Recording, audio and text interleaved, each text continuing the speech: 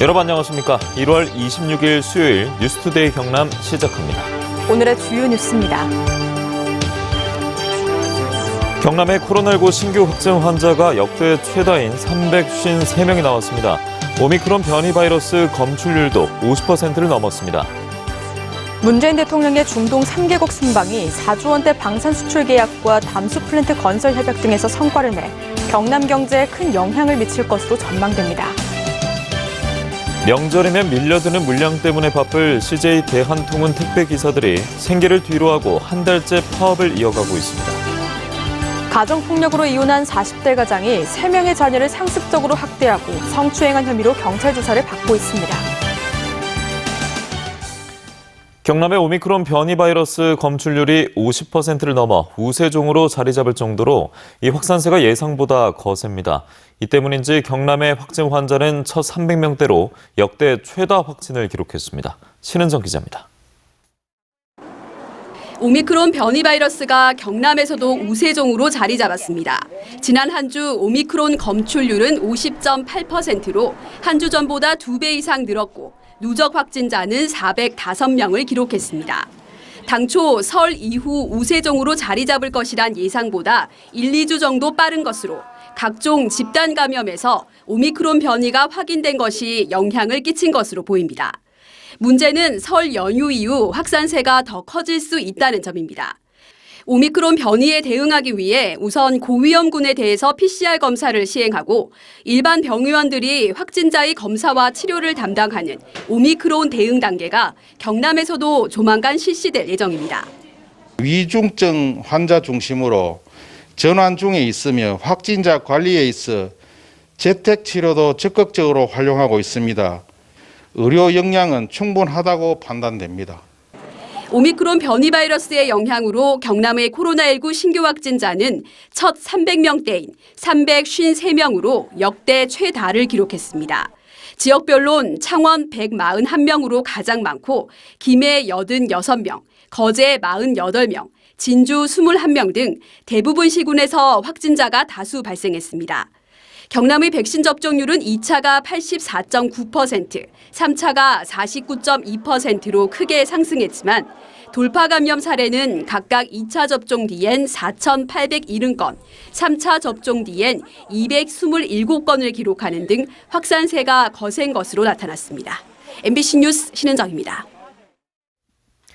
문재인 대통령의 중동 3개국 순방은 4조 원대 방산 수출 계약과 담수 플랜트 건설, 수소 경제 협약에 성과를 남겼습니다.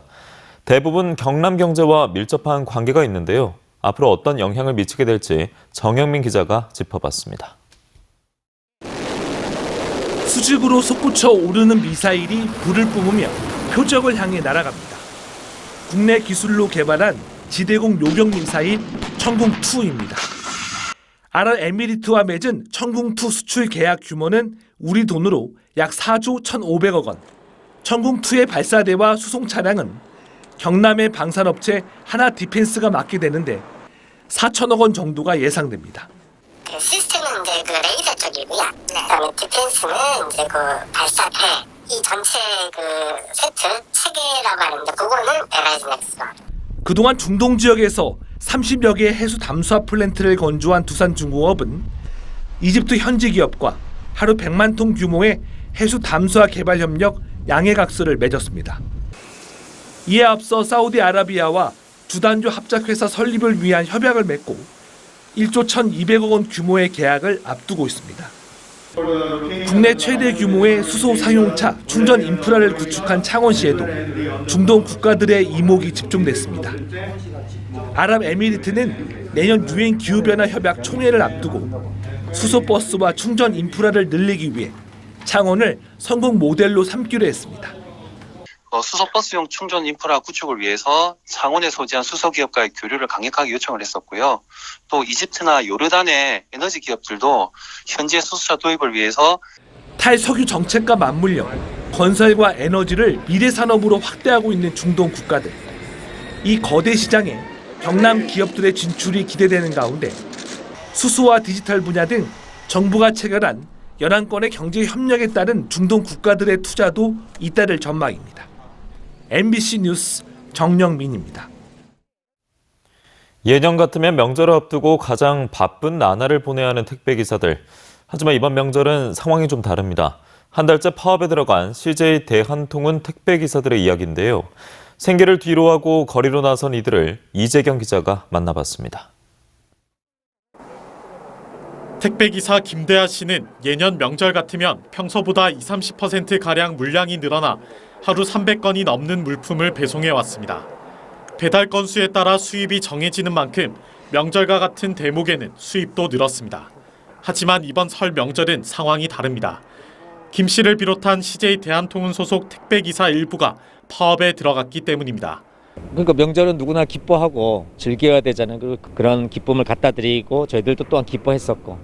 근데 그것이 마치 우리가 뭔가 이 명절을 볼모로 잡고서 우리의 요구를 관철하는 것처럼 보여지는 게 많이 안타깝고요. 파업 참여자들은 한 달째 수입이 없어도 노동자의 권리를 찾는 게 우선이라고 말합니다. 저희가 실제적으로 지금 전혀 수입이 없는 상황에서 그만큼 절박하지만은 이 파업이 저희에게는 그만큼 생계보다 더 중요하다고 절실하기 때문에. 경남에서는 창원을 비롯해 김해와 거제 등 5개 시군에서 250여 명의 택배기사들이 이번 파업에 동참하고 있습니다. 파업의 쟁점은 택배 요금 인상분의 배분 문제입니다. 노조는 택배기사들의 과로사를 막기 위해 인상한 택배 요금을 되려 사측이 이윤으로 빼돌린다고 주장하는 반면 사측은 인상 요금의 절반은 택배기사들에게 수수료로 돌려주고 있다며 맞서고 있습니다. 노조는 정부가 이러한 사측의 주장을 검증해 줄 것을 약속하면 파업 철회 찬반 투표에 나서겠다고 했지만 정부와 사측 모두 부정적인 입장입니다. 그것이 영업비밀이다. 그래서 공개할 수 없다. 저희들은 도대체 이해가 안 되는 거죠. 무슨 영업비밀이 될 수가 있고 왜 공개하지 못할 내용이 있느냐.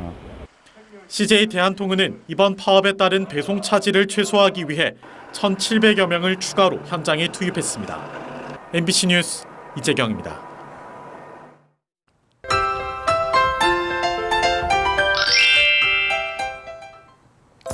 비교적 포근한 겨울 날씨가 이어지고 있습니다. 아침에는 영하권 추위를 보이지만 평년보다 높은 기온을 나타내고 있고요. 낮 기온은 어제보다 1에서 3도가량 더 올라 일교차는 크게 나겠습니다. 오늘 창원의 아침 기온 0도, 진주 영하 3도, 함안은 영하 4도를 보이고요. 낮에는 기온이 10도 이상 껑충 뛰면서 포근한 날씨를 보이겠습니다. 아침 출근길 일부 지역에는 안개가 끼는 곳이 있겠습니다. 아침까지 경남 서부 내륙 지역을 중심으로 가시거리 1km 미만의 안개가 끼는 곳이 있겠는데요. 또 오늘 공기질이 갈수록 나빠질 가능성이 있어 낮 동안 연무가 끼는 곳이 있겠습니다. 미세먼지가 차단되는 마스크를 착용해 주시길 바랍니다. 오늘 고기압 가장자리에 들면서 맑은 날씨를 보이겠습니다. 우리 지역의 대기가 점차 건조해지고 있어서 화재 사고에 주의해 주시길 바랍니다. 자세한 지역별 날씨입니다. 현재 기온 보시면 창녕 영하 3도, 밀양은 영하 2도를 보이고요. 낮에는 창녕 10도, 양산은 11도까지 오르겠습니다. 거창의 아침 기온 영하 3도, 산청은 영하 1도에서 시작합니다. 낮에는 거창 8도, 합천은 10도까지 오르겠습니다. 바다의 물결은 최대 1.5m 안팎으로 비교적 잔잔하게 일겠습니다. 내일부터 내륙 지역의 아침 기온이 영하 5도 안팎으로 떨어져 추워질 것으로 보이고요. 일요일에는 비 소식이 있겠습니다. 날씨 정보였습니다. 가정폭력으로 아내와 이혼한 40대 가장이 이혼 후 3명의 자녀를 상습적으로 학대하고 성추행한 혐의로 경찰 조사를 받고 있습니다.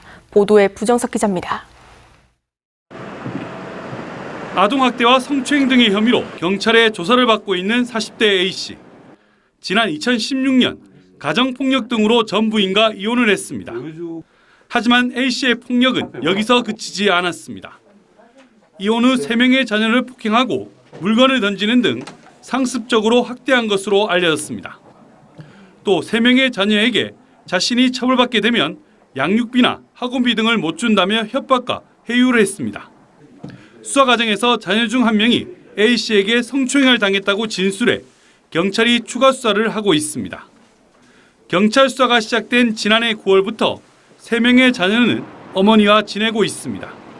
현재 아동학대 관련 수사 진행 중인 상황이고 피해자가 아동들인 만큼 실체적 진실 발견과 성인들에 의해 상처받는 일이 없도록 수사를 진행하고 마무리해서 이번 사건과는 별도로 자녀의 양육권을 넣고 현재 소송이 진행 중입니다.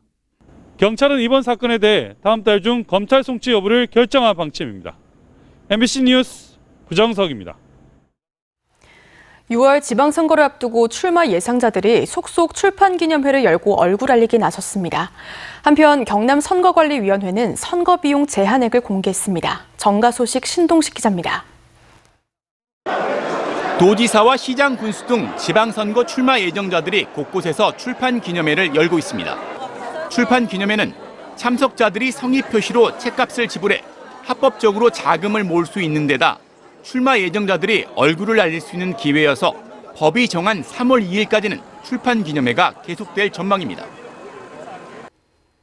경남선거관리위원회가 공개한 제8회 지방선거 선거비용 제한액이 대부분 직전 선거보다 올랐지만 창원시와 통영은 각각 0.8%와 0.72% 떨어졌습니다. 선거비용은 인구수 또는 읍면동 수와 전국 소비물가 변동률을 고려해 산정되는데 창원 인구는 4년 전 105만 명에서 103만 명으로 통영 인구는 13만 5천 명에서 12만 5천 명으로 각각 줄었습니다. 경상남도 의회가 위원회 조례 전부 개정 조례안을 의결해 의장을 견제하고 교섭단체 권한을 강화했습니다. 그동안 의장의 추천에 논란이 된 상임위원회 배정은 소속 의원수의 비율에 따라 교섭단체 대표의 요청과 의장의 추천으로 본회의에서 의결하고 교섭단체 대표가 매년 첫 번째 임시회에서 한 차례 연설을 할 수 있게 됐습니다. MBC 뉴스 신동식입니다. 다음은 희망 2022 이웃 돕기 성금을 보내주신 분들입니다. 합천군 삼가면 신평 윗들마을 경로당 회원들, 양전 주막거리 경로당 일부마을 박판수님, 거창군 고재면 원기마을, 항림마을 주민들 각각 10만 원.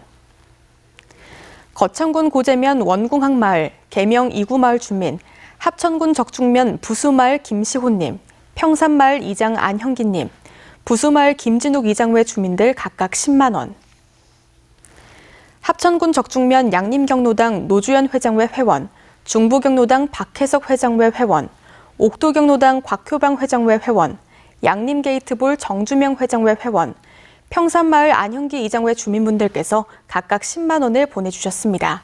성금을 보내주신 분들께 감사드립니다. 투데이 경남입니다. 2022년 창녕향교 정기총회가 오늘 오전 11시 창녕향교 유림회관에서 열립니다. 청년 네트워크 구성 발대식 전 오리엔테이션이 오늘 오후 7시 30분 거창군 옛 축협 사료창고에서 열립니다. 희망찬 새학기 준비를 위한 진학 설명회가 오늘 오후 6시 50분 경남교육청 공감홀에서 열립니다. 2040 도시기본계획 수립 공청회가 오늘 오후 3시 밀양시청 대강당에서 열립니다. 청년 일자리 창출 협약 체결이 오늘 오전 9시 30분 창원시 의회 대회의실에서 열립니다. 남해군이 여성 친화 도시로 신규 지정되면서 경남의 여성 친화 도시는 기존 창원과 진주, 김해, 양산, 고성에 이어 6곳으로 늘었습니다. 특히 양산시는 2011년 여성 친화 도시로 처음 지정된 뒤 10년간 성평등 도시로 성장하기 위한 범시민적 변화를 이끌어내 도내에선 처음으로 3단계인 선도 지역으로 지정되는 성과를 거뒀습니다. 의령군이 도심지에 장기간 흉물로 방치돼 있던 목욕탕을 철거하고 주민들을 위한 거점 공간을 만들기로 했습니다. 의령군은 도심지 위험 건축물이던 미림탕을 헐어내고 주차장과 빨래방, 생활체육시설과 무인 카페 등을 갖춘 도시재생 거점 공간을 꾸밀 계획으로 다음 달 철거 작업을 시작한다고 밝혔습니다. 사천시가 문화공간과 체육시설을 갖춘 생활밀착형 국민체육센터 기공식을 열었습니다. 사천시 국민체육센터는 지상 3층 규모로 수영장과 탁구장, 음악실과 카페 등의 문화체육 복합시설을 갖추게 되며 내년 5월 정동면 예술이에 들어설 예정입니다. 합천군 시설관리공단이 현판식을 갖고 본격적인 업무에 들어갔습니다. 합천군 시설관리공단은 공공시설물의 효율적인 관리를 위해 지난해 법인 설립 등기를 마쳤습니다. 공단은 오는 7월 영상 테마파크와 하수 처리 시설 등을 시작으로 각 부서가 관리하던 시설물을 차례로 이관해 운영할 계획입니다.